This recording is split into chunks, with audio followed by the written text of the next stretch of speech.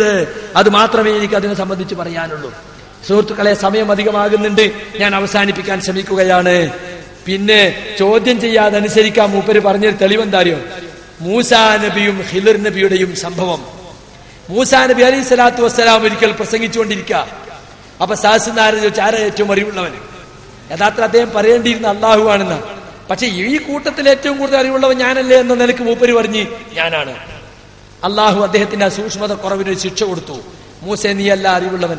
മജ്മഉൽ Bahrain, 2 സമുദ്രങ്ങൾ സംഗമിക്കുന്ന സ്ഥാനത്തേക്ക് നീ പോകണം. അവിടെ എന്റെ ഒരു അടിമയുണ്ട്, ആ അടിമയെടുത്ത് നീ പോയിട്ട് പഠിക്കണം എന്ന് പറഞ്ഞു. ആ സംഭവം സൂറത്തുൽ കഹ്ഫിൽ വിശദമായി പറഞ്ഞതാണ്.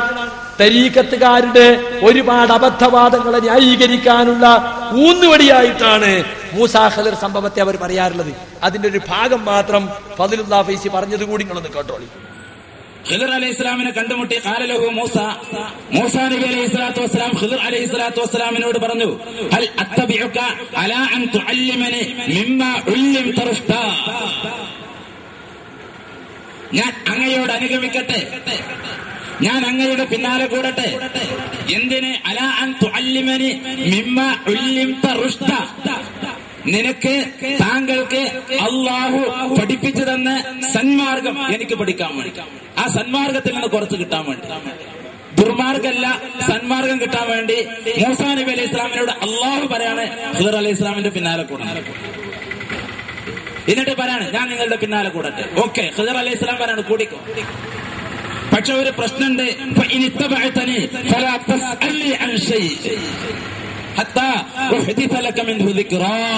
നാം പാരായണം ചെയ്യുന്ന സൂറത്തുൽ കഹ്ഫിലൂടെ വല്ല ഹദീസായിരുന്നുവെങ്കിൽ ദഈഫ് എന്ന് പറയാമായിരുന്നു. ഹദീസ് അല്ല. വല്ല കിതാബിലെ ഇബാറത്തുമായിരുന്നുവെങ്കിൽ നമുക്ക് മറ്റ് പലതും ആരോപിക്കാമായിരുന്നു. അതും അല്ല. അള്ളാഹു നമുക്ക് മനസ്സിലാകുന്ന ഭാഷയിൽ അള്ളാഹു പഠിപ്പിച്ചു തരികയാണ്. ഞാൻ നിങ്ങളെ പിന്തുടരട്ടെ സന്മാർഗം കിട്ടാൻ വേണ്ടി. അപ്പൊ ഖിളിർ അലൈഹി ഇസ്ലാം വെക്കുന്ന നിബന്ധന എന്താ? ഫഇനിത്തബഅതനി ഫലാ തസ്അൽനി അൻ ശൈഇൻ ഹത്താ ഉഹ്ദിത ലക മിൻഹു ദിക്റാ, നീ എന്നെ പിന്തുടർന്നാൽ ഒന്നും അങ്ങോട്ട് ചോദിക്കാൻ പാടില്ല. ഞാൻ പലതും ചെയ്യും. എന്നെ പിൻപറ്റിക്കൊള്ളണം, എന്നെ അനുധാവനം ചെയ്തു കൊള്ളണം. എന്നോടൊന്നും ചോദിക്കാൻ പാടില്ല. ഞാൻ പറഞ്ഞു തരുന്നത് വരെ ഞാൻ പലതും ചെയ്യും. എന്നോട് ചോദിക്കാൻ പാടില്ല. അതെന്താ അങ്ങനെ ചെയ്തു, അതെന്താ ഇങ്ങനെ ചെയ്തു എന്ന് എന്നോട് ചോദിക്കാൻ പാടില്ല. അപ്പൊ മൂസാ നബി അലൈഹി സ്വലാത്തു വസ്സലാം എന്താ പറയേണ്ടത്? അങ്ങനെ ചോദ്യം ചെയ്യപ്പെടാത്തൊരു വിജ്ഞാനം എനിക്ക് വേണ്ടേ വേണ്ട. ഞാൻ അള്ളാഹുവിനെ അല്ലാതെ മറ്റൊരാളെയും അനുസരിക്കില്ല, മറ്റൊരാളുടെ വചനങ്ങളും ഞാൻ സ്വീകരിക്കില്ല. ഞാൻ എന്റെ തൗറാത്ത് മാത്രം എനിക്ക് മതി. വേറെ ഇൽഹാം എനിക്ക് വേണ്ട, മറ്ററിവ് എനിക്ക് വേണ്ട, മറ്റു ശരീഅത്ത് എനിക്ക് വേണ്ട, മറ്റു ത്വരീഖത്ത് എനിക്ക് വേണ്ട, ഒന്നും വേണ്ട. എന്തായിക്കോട്ടെ, ചിലർ പറയാണ് വേറെ ശരീഅത്താണ്, ആയിക്കോട്ടെ. പക്ഷെ അള്ളാഹു മൂസാ നബി അലൈഹി സ്വലാത്തു വസ്സലാമിനോട് അനുധാവനം ചെയ്യാൻ പറഞ്ഞു. ഞാൻ അനുസരിച്ചോളാന്ന് പറഞ്ഞു, പിന്നാലെ കൂടി. അപ്പോ ഖിളിറിയ്യ തരീഖത്തിൽ മുരീദാകാൻ വേണ്ടി മൂസാ നബി അലൈഹി സ്വലാം പോയി. അപ്പൊ ഖിളിറിയ്യ തരീഖത്തിന്റെ ശൈഖിന്റെ പിന്നാലെ കൂടെങ്കിൽ മുരീദിന്റെ വ്യവസ്ഥ എന്താന്ന് ചോദിച്ചു. ഒന്നും ചോദിക്കാൻ പാടില്ല, ഒക്കെ പിൻപറ്റണോ എന്ന് പറഞ്ഞു. അങ്ങനെ മൂസാ നബി ഖിളിറിയ്യ തരീഖത്തിൽ മെമ്പറായി. അതാ അപ്പൊ ഇതിന്റെ ചുരുക്കം. ഖുറാഫി, ഇതങ്ങളെ ഞങ്ങൾ ഖുറാഫി എന്ന് വിളിക്കണേ. എന്താ ഖുറാഫി പറഞ്ഞറിയോ? കണ്ടതും കേട്ടതും വിശ്വസിക്കണവൻ, ആരെന്ത് പറഞ്ഞാലും വിഴുങ്ങുന്നവൻ, തെളിവ് നോക്കുന്ന പിൻപറ്റുന്നവൻ. വാസ്തവത്തിൽ മൂസാ നബി അലൈഹി ഇസ്ലാമിൻ നബിയാണ്, ഖിളിർ നബിയും നബിയാണ്. പക്ഷെ കുറച്ച് സമയത്തേക്ക് ഖിളിറിന്റെ അനുയായി ആകണം, ഖിളിറിനെ ഇത്തിബാഅ് ചെയ്യണം എന്ന് പറഞ്ഞു. ഒരു നബിയെ ഇത്തിബാഅ് ചെയ്യണമെങ്കിൽ എന്ത് വേണം? ആ നബി എന്തു പറഞ്ഞാലും അത് മനസ്സിലായാ പിന്നെ അതനുസരിക്കണം. മനസ്സിലായിട്ടില്ലെങ്കിൽ ചോദിച്ച് സംശയം തീർക്കാം, അതിന് തെറ്റില്ല. പക്ഷെ മനസ്സിലായി കഴിഞ്ഞാൽ പിന്നെ അവിടെ സ്വാതന്ത്ര്യമില്ല.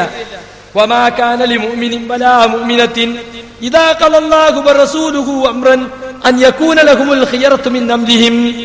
ഒരു മുഅ്മിനായ ആണിനാകട്ടെ പെണ്ണിനാകട്ടെ അല്ലാഹുവും അവന്റെ റസൂലും ഒരു കാര്യം തീരുമാനിച്ചു കഴിഞ്ഞാൽ പിന്നെ സ്വാഭിപ്രായം അനുസരിച്ച്, സ്വന്തം ഇഷ്ടമനുസരിച്ച്, സ്വാതന്ത്ര്യമനുസരിച്ച് പ്രവർത്തിക്കാൻ പാടില്ല. എനിക്ക് സ്വാതന്ത്ര്യമല്ലേ? ഇല്ല, സ്വാതന്ത്ര്യമില്ല. അശ്ഹദു മുഹമ്മദ് റസൂലുള്ളാഹി എന്ന് പറഞ്ഞ മുഹമ്മദ് നബി എന്ത് പറഞ്ഞു അതങ്ങ് സ്വീകരിക്കണം. സൂറത്തുൻ നൂറിലെ ആയത്ത് ഞാൻ അവിടെ ഉദ്ധരിച്ചില്ലേ? ഇന്നമാ കാന ഖൗലുൽ മുഅ്മിനീൻ ലേ സമിഅനാ വഅതഅനാ. റസൂൽ പറഞ്ഞു എന്ന് പറഞ്ഞാൽ ഞങ്ങൾ കേട്ടു അനുസരിച്ചു. അപ്പോ ഖിളിർ നബി അലൈഹി സ്വലാമിനോട് ചോദിക്കാണ്, ഞങ്ങളെ ഇത്തിബാഅ് ചെയ്യട്ടെ, നിങ്ങളെ സഹാബിയാട്ടെ കുറച്ചാലും ഹൽ അത്തബിഉക, ഇത്തിബാഅ് ചെയ്യണമെങ്കിൽ എന്ത് വേണം? ചോദിക്കാൻ പാടില്ല. ഫൈൻ ഇത്തബഅതനി, അങ്ങനെ ഇത്തിബാഅ് ചെയ്യുകയാണെങ്കിൽ ഫലാ തസ്അലി അൻ ശൈഇൻ, ഒരു കാര്യത്തെ കുറിച്ചും ചോദിക്കാൻ പാടില്ല. ചോദിക്കാൻ പാടില്ല പറഞ്ഞാൽ അതിന്റെ രഹസ്യം പിന്നീട് ഞാൻ പറഞ്ഞു തരും. ചാടി വീണ് മുറത്ത് കയറി കൊത്തണ്ട, ഒന്ന് ക്ഷമിക്കണം കുറച്ചു നേരം, അതാണ്. പക്ഷെ മൂസാ നബിക്ക് ക്ഷമിക്കാൻ കഴിഞ്ഞില്ല. അദ്ദേഹം ഓരോന്നും ഇങ്ങനെ ചോദിച്ചുകൊണ്ടിരുന്നു. അതുകൊണ്ട് പിരിച്ചു വിട്ടു എന്നാണ്, അല്ലേ? ഞാൻ ചോദിക്കട്ടെ, ഇത് തർക്ക പ്രശ്നത്തിന് മറുപടിയാണോ? നബിമാരെ അവരെ പിൻപറ്റുന്നവർ ചോദ്യം ചെയ്യാതെ അനുസരിക്കണം എന്നതിനല്ലേ ഇത് തെളിവാകുക? ശൈഖന്മാരെ കാലേകിയിട്ട് ശൈഖന്മാരെ മുമ്പിൽ മയ്യത്തൊളിപ്പിച്ച മയ്യത്ത് കുളിപ്പിക്കുന്നതിന് മുമ്പിൽ മയ്യത്ത് കിടക്കണമാതിരി കിടക്കണമെന്നല്ല ഇതിലെവിടെ തെളിവ് ഉണ്ടോ? ഒരു തെളിവില്ല. ഞാൻ കഴിഞ്ഞ തവണ ഓതിയ ആയത്തും ഹദീസും കണ്ടല്ലോ, അതിന് എന്തിയെ മറുപടി പറയാറുള്ളത്? മൂസാ നബി അലൈഹി സ്വലാത്തു വസ്സലാം ഇവിടെ ഖിളിറിനെ പിന്തുടരുന്ന അനുയായിയാണ്. മൂസാ നബിക്ക് ഇല്ലാത്ത ചില വിജ്ഞാനങ്ങൾ അല്ലാഹു സുബ്ഹാനഹു വ തആല പ്രത്യേകം ഖിളിർ നബിക്ക് പഠിപ്പിച്ചു കൊടുത്തിട്ടുണ്ട്. ഖിളിർ നബിക്ക് ഇല്ലാത്ത ചില വിജ്ഞാനം മൂസാ നബിക്കും ഉണ്ടാകാം. അമ്പിയാക്കൾക്കിടയിൽ അല്ലാഹു സുബ്ഹാനഹു വ തആല ഏറ്റക്കുറച്ചിലുകൾ ഉണ്ടാവുമല്ലോ. അപ്പോ ആ വിജ്ഞാനം നേടാൻ വേണ്ടി ഖിളിറിന്റെ കൂടെ അനുഗമിക്കണം എന്ന് അള്ളാഹു കൽപ്പിച്ചതാണ്. ആ കൽപ്പന അനുസരിച്ച് പോയതാണ്. അപ്പൊ ഒരു നബിയെ ഇത്തിബാഅ് ചെയ്യുന്ന അനുയായിയുടെ നിലപാട് മാത്രമാണ് വാസ്തവത്തിൽ മൂസാ നബിക്ക് അവിടെ ഉള്ളത്. അതുകൊണ്ട് നിങ്ങളെ ഈ ശൈഖും മുരീദുമാണ് ഈ തെളിവില്ല. ഖിളിരിയ തരീഖത്തിൽ മുരീദാകാൻ വേണ്ടി മൂസാ നബി പോയതല്ല. അതുണ്ടെങ്കിൽ ഇങ്ങോട്ട് ഉദ്ധരിക്ക്. അതില്ലല്ലോ. മൂസാ നബിയെ നിങ്ങൾ മുരീദാക്കി ഖിളിറിനെ ശൈഖാക്കാൻ നിൽക്കണ്ട. അത് നിങ്ങൾക്ക് തെളിവില്ലാത്തതുകൊണ്ട് നിങ്ങൾ കുടുങ്ങിയിട്ട് പറയുന്നതാണ്. ഇനി സുഹൃത്തുക്കളെ, മുഹമ്മദ് മുസ്തഫ സല്ലല്ലാഹു അലൈഹി വസല്ലം അദ്ദേഹം എന്തൊന്ന് പറഞ്ഞാലും അത് അംഗീകരിക്കൽ സഹാബികൾക്ക് നിർബന്ധമാണ്. പക്ഷെ അതിന്റെ അർത്ഥം എന്താ? ഒരു സംശയം ചോദിക്കാൻ പാടില്ല എന്നാ ഖുർആൻ തന്നെ എത്ര സ്ഥലത്തുണ്ട്. യസ്അലൂനക, അവർ നിന്നോട് ചോദിക്കുന്നു, അനിൽ അഹില്ലത്തി, അല്ലോ ചന്ദ്രപ്പിറവിയെ സംബന്ധിച്ച്. അതിങ്ങനെ ചെറുതായി ഉദിച്ച് പിന്നെ വലുതായി വലുതായി അതിനെപ്പറ്റി ചോദിക്കുന്നു. യസ്അലൂനക അനിൽ യതാമ, യതീമുകളെ പറ്റി അവർ ചോദിക്കുന്നു. യസ്അലൂനക അനിൽ മഹീദി, ആർത്തവകാലത്തെ പറ്റി ചോദിക്കുന്നു. യസ്അലൂനക അനിൽ ഖംരി വൽ മൈസിരി, കള്ളിനെ പറ്റിയും ചൂതാട്ടത്തെ പറ്റിയും ചോദിക്കുന്നു. അപ്പൊ ചോദിക്കാതുള്ള ഖുർആനിലുള്ളതാ. സഹാബികൾ ഇങ്ങനെ റസൂലിനോട് ചോദിച്ചുകൊണ്ടിരിക്കുകയാണ്. റസൂലിന്റെ ശത്രുക്കളും ചോദിച്ചുകൊണ്ടിരിക്കും. അതിനൊക്കെ അല്ലാഹു സുബ്ഹാനഹു വ തആല സമാധാനം, എന്നോട് ചോദിക്കാൻ പാടില്ല, ഞാൻ എന്ത് പറഞ്ഞാലും അപ്പാസാമി എന്നനുസരിച്ച് റാം മൂലിയേറ്റ് പിന്നാലെ വരണം എന്ന് ശൈഖന്മാരുടെ വാദത്തിന് ഇവിടെ എവിടെയോ തെളിവ്. ശരീഅത്തിനെതിരാണെങ്കിലും ഹറാമാണെങ്കിലും കുഫ്റാണെങ്കിലും അതിനാര് പഠിപ്പിച്ചു? അത് ഏത് ഇസ്ലാമാണ്? അള്ളാഹു പഠിപ്പിച്ച ഇസ്ലാം അല്ല അത്. അതുകൊണ്ട് അതിന് തെളിവുണ്ടെങ്കിൽ അത് ഉദ്ധരിക്കാൻ വേണ്ടത്. ഇവിടെ എന്താ ചെയ്തത്? തരീഖത്തിലെ ശൈഖിനെ റസൂലിനോട് വഹയി ലഭിക്കുന്ന റസൂലിനോട് ഖിയാസാക്കി. ധന്യങ്ങളെ ഖിയാസ്. അന്നബിയു അഫ്ളലു മിനൽ വലിയ്യി, ഒരു നബിയാണ് ഒരു വലിയനേക്കാൾ ഏറ്റവും ശ്രേഷ്ഠൻ. വഅന്നൽ വലിയ്യ ലാ യബ്ലുഗു ദറജത്തൽ അംബിയ, ഒരു വലിയ എത്ര വലുതായാലും ശരി